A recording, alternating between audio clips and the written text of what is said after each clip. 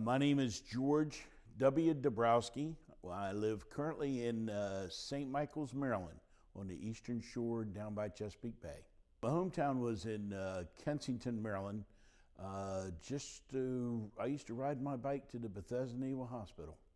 I had just gotten out of high school. I was off course. I was headed in the wrong direction. And my plan upon graduating from high school was to go in the Air Force and learn how to be a airplane mechanic, and then go to work for my uncle, who was vice president in charge of maintenance for Eastern Airlines in Miami, Florida. I went to the Air Force recruiter, and they said, we may have an opening in about 6 months. And I was, was it 1A at the time? And I was concerned about being drafted. And so my cousins encouraged me to go in the Marines. And I went and spoke to the Marine recruiter, and he informed me of the Aviation Guarantee Program. And it sounded interesting. I could learn to be a jet engine mechanic and still get scratch the Air Force or the Marine Corps itch that I had from my cousins. And I enlisted, went home, and I was talking to my dad. And my dad said, the Marines will never take you, you're too short. And so, of course, I went back the next day and signed up for the Marines, and signed up under the Aviation Guarantee Program. And the next thing I knew, I was in Parris Island, South Carolina. When I got out of boot camp in Parris Island, of course, I went through ITR at Camp Lejeune. And then I went to Millington Naval Air Station for my training. And I'll never forget, I had graduated from General Motors Training Center as a mechanic. And this captain was sitting up, there's a room full of 150 people. And this captain said, we really need people in ground support. So I want you all to consider that. And so I got in for my interview, and they took us in by how well you scored. And I went into this interview, and he says, at the time I was a Lance Corporal. He says, Lance Corporal, we really need some good men in the ground support thing. And I said, it is by seniority, right? And the reason I'm here is I'm a lot senior, and I have scored higher than some of the other guys. I want to be a helicopter crew chief.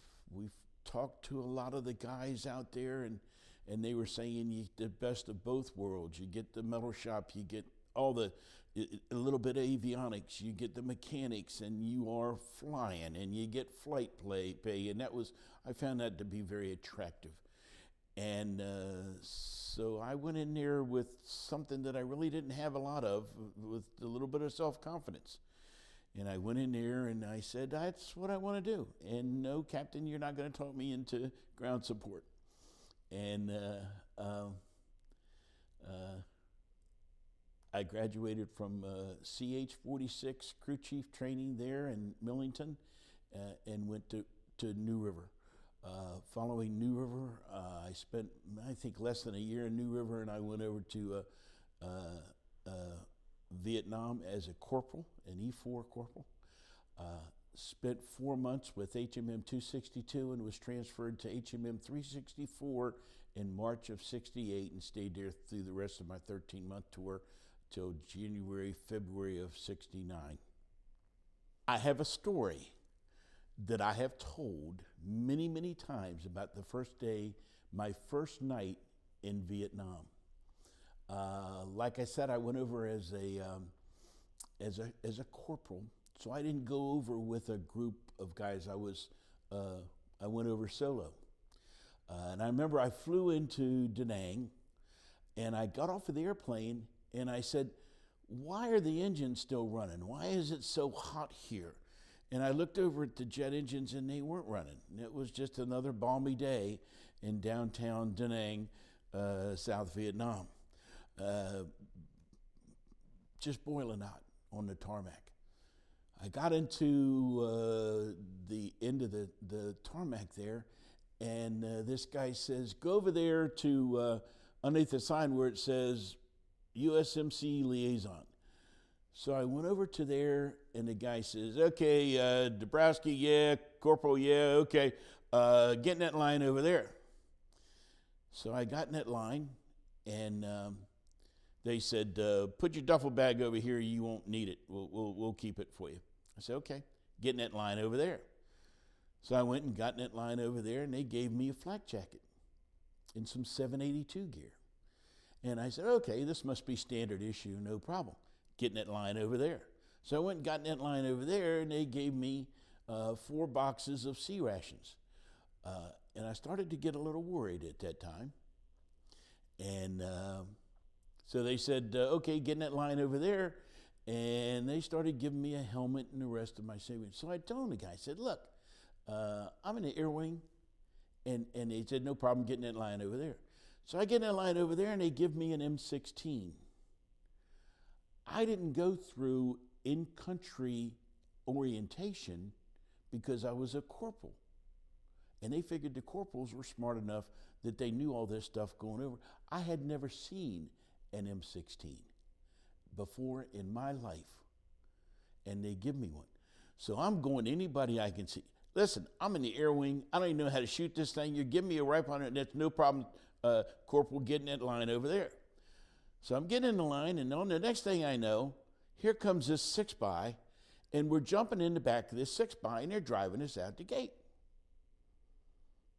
They give me a rifle, 4 boxes of sea rations. I have no idea where we're going. I got a gun I can't even shoot. And we're driving out the gate of Da Nang Air Base. And so I asked these guys, I said, where are we going? And they said, just sit down, Corporal, or you're going to get shot. So I sat down the back of 6x. About an hour later, going down these dusty, dirty old roads, and I'm exhausted. I didn't sleep at all on the airplane. I'm exhausted. We get off the bus, the 6x, at this artillery base outside of Da Nang. And this great big old fat gunnery sergeant got a half-smoked cigar in his mouth. He said, guys, welcome to camp whatever. He says, you're at a artillery base here tonight, and the reason you're here is because we expect to get run over and overrun, rather. We expect to get overrun tonight, and the reason you're here is to beef up our perimeter. So go over there and eat one of your boxes of sea rations, and then come up to me one at a time, and we're going to test your weapons. And you remember, this is in early '68, where they had, the M16 was a new rifle, and they were having a lot of trouble with them jamming. So I'm talking to everybody I can. Do you have an M14? Because I don't know how to shoot this thing. I've never been through training. I didn't know anything. And he said, okay, just get in that line over there. Everything I heard. So we get up there, and the gunny's calling one guy up at a time. And he's taking the M16s, and he's going, brrrt, brrrt, put another guy, brrrt. And he gets mine, and it goes, brrrt. I said, hallelujah. I got a bad one. They're going to give me an M16. He said, no problem. He threw that one in the dirt, grabbed another one, brrrt, and gave me. I said, Gunny, I'm in the air wing. I'm not supposed to be here. I'm supposed to be in a helicopter squadron, and I don't even know how to shoot this thing. He says, no problem. Get in that line over there. So they put me in a foxhole, and they told us 3 things.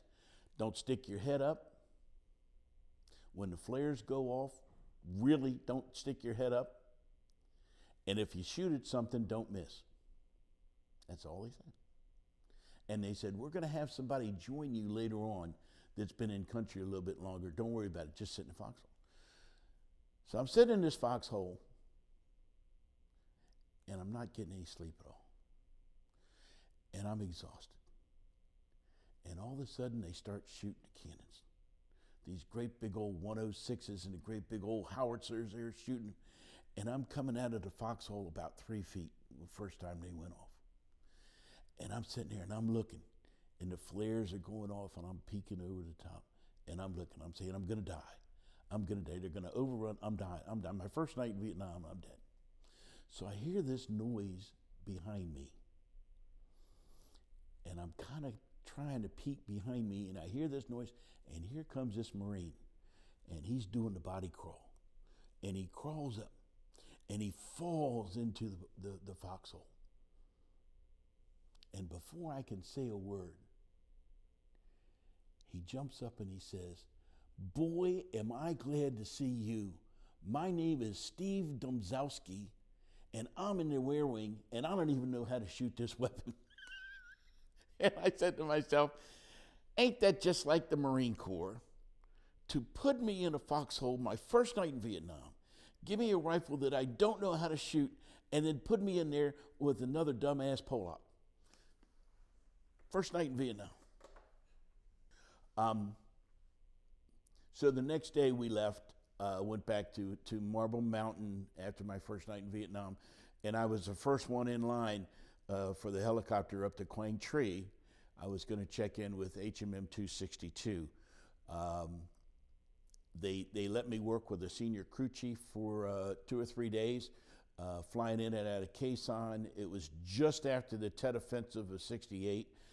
Things were squirrely. We had 2 airplanes shot down the night before, or the week before, and I was transitioned into having my own helicopter, which was Echo Tango 5, and I stayed with 262 until March of '68, and then transferred to HMM 364.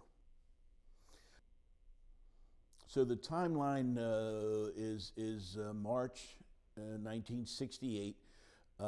Things were still hot and heavy over there, and where we were stationed at Phu Bai, flying out of Phu Bai.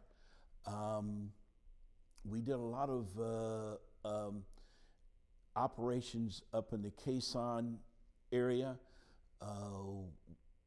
My first combat operation flying with 364 was a resupply mission, as I recall, and again, this was 40 some years ago.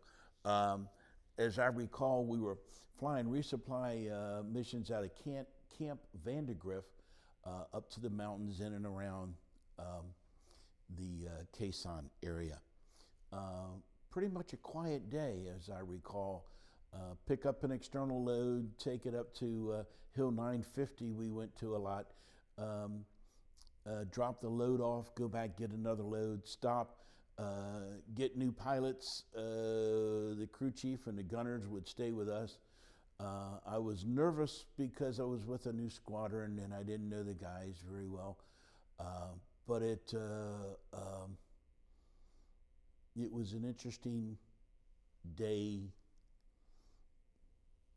or month or so during my first tour with 364 there and out of Phu Bai. The fear that I experienced the most that was unnerving was after a full day of flying, be it medevacs, be it resupply, be it troop insertions, after a full day of that, and coming back and refueling and post-flighting your helicopter, getting something to eat, and we often flew back after the chow hall was closed, so we got what was left over a lot of times, or we ate sea rations. But we would go back to the hooch, and we would lay down, and I would be exhausted, but my eyes would be wide open because I couldn't calm down enough to sleep. And I remember that as being really unnerving because I said, I've got to get some sleep. I've got to go flying tomorrow morning. There's people out there that depend on me.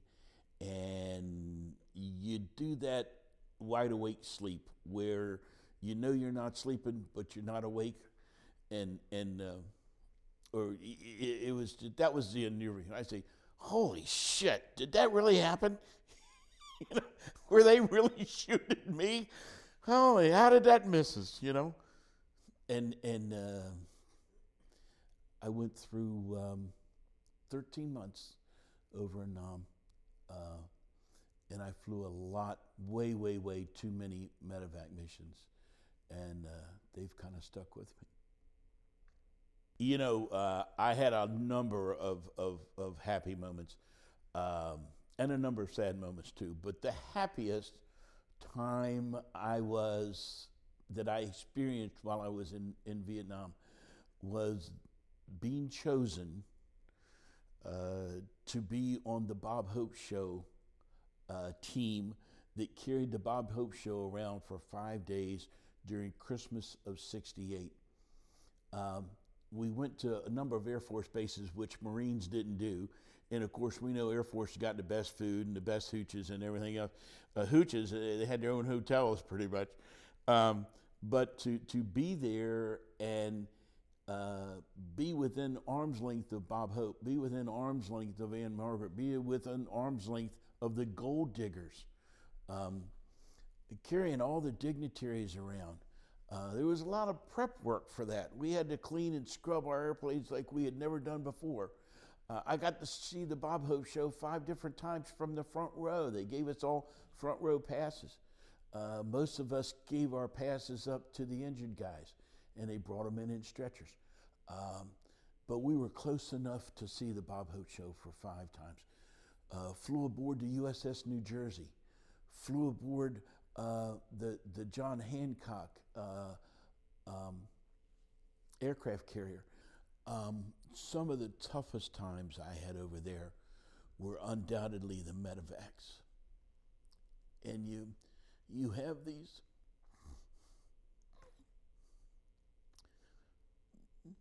vivid memories of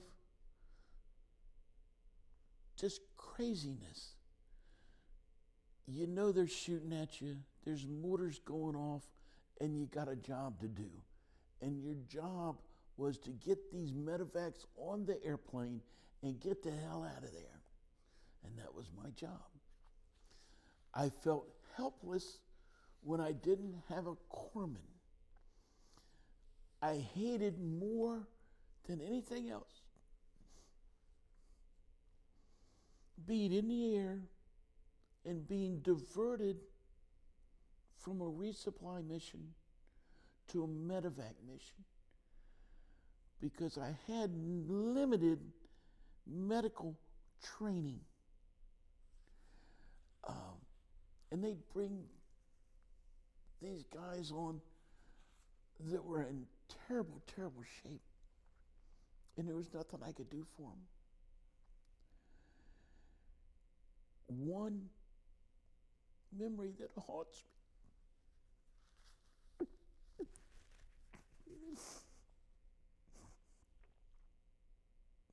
was there was 4 guys bringing this KIA on board. We knew he was a KIA. They had to get him out of the war zone because they were evacuating. They had to get the wounded in the KIAs. And these Marines come running on the helicopter, running up the ramp, and they're carrying this guy in a poncho, which is what they did. They didn't have stretchers out in the field. They unfold the poncho, put him on there, and carry him in there. And they were none too gentle. And they come running in. Nobody wanted to be on the helicopter in the middle of a hot LZ because you are target number 1. So they come running on and they drop this guy on the floor, and there's blood everywhere oozing out of every hole in this poncho. And as they dropped him down, I noticed that the back of his skull was missing and his brain dropped out on the floor of my helicopter. That haunts me to this day. We went back to the hospital unit at Fubai, and by that time I had pushed as much of the brain matter and everything I could up on the poncho, and they lifted him back up and put him on a stretcher and took him off. The blood remained. We washed it out when we got back to base. That was one, and I could tell you 10 others, very similar stories of the hopelessness of not being able to help these guys, and just the sheer terror of seeing somebody's brains fall out on the floor of your helicopter. The memories I have of the time of 1968 was reading in the Stars and Stripes newspaper how crazy things were back in the United States. Crazy was a way of life in Fubai, in Marble Mountain, in Quang Tri, Vietnam. Being a resident of the Washington, D.C. suburbs, all the stuff that was going on in D.C. resonated with me over in Vietnam. I tried to push it aside. I tried to just focus on my job and do the best I could. I tried not to get into the why are we here. I was there because my father served, my grandfather served, my uncles, my cousins. It was a long tradition, military tradition in our family.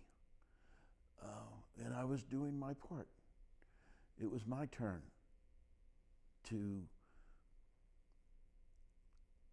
do my share in the red, white, and blue, and the Eagle, Globe, and Anchor,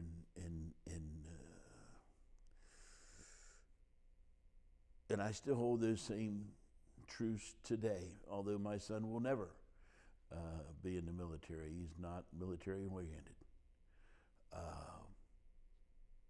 That's his loss, because I learned a great deal from the Marine Corps. The people that I served with over in Vietnam were pretty much blurs. One of the reasons I come to the Papa Smoke reunions is to try to remember, try to meet up with some of the guys I served with over there. There was one kid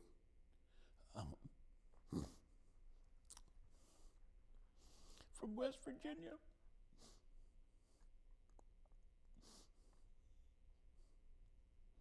His name was Charles Miller Jr. And we called him Chucky.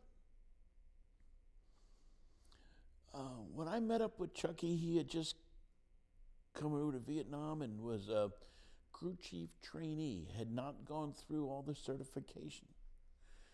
Chucky was a super young man, 19 years old, full of piss and vinegar, and just loved everybody. He was assigned to me as my first mechanic. We flew everywhere together. We flew resupply, medevacs, troop insertions. My job was to teach him up, get him certified as a crew chief. He flew as my left gunner because that was on my side, and that's where I wanted him. We developed a great friendship. When I rotated out in January of '69, um, he took over my helicopter.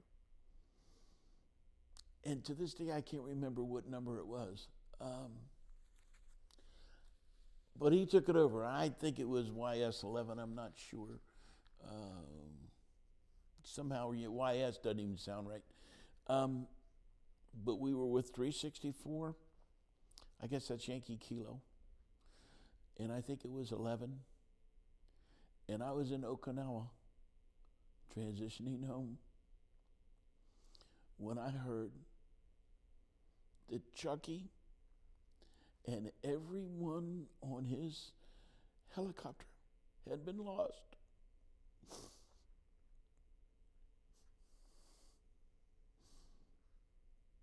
On a medevac mission into the Anhui province in February of '69, I believe, shortly after I left.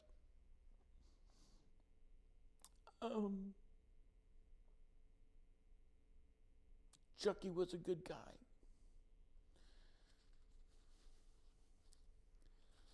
And that was a loss. I went down to the wall.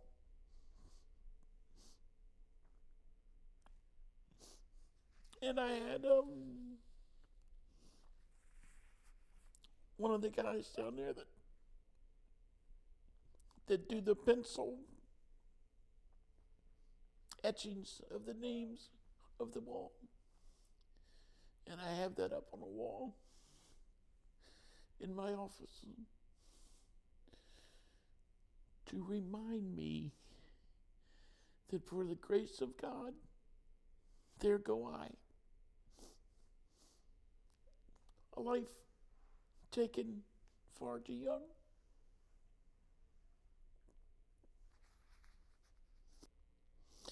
When I first came to the Purple Foxes, and I knew that the Purple Foxes had this logo, like it was give a shit. And at first I was a little offended at that. Being brought up very Catholic and somewhat of a prim and proper, that was not something you broadcasted, you know. I'm a Marine's Marine, you know, and I've been known to say drop a few F-bombs here and there myself. But I didn't think it was proper to put it on the side of your helicopters and put it on your patches and stuff.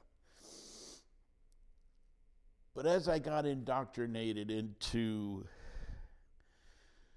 the HMM 364 thought process and the brotherhood of the Purple Foxes, I learned what it really meant to be a Purple Fox.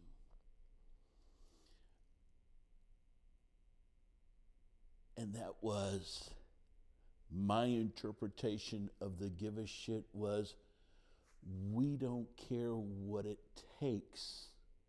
We're going to get the job done. We're not leaving anybody out there in the field.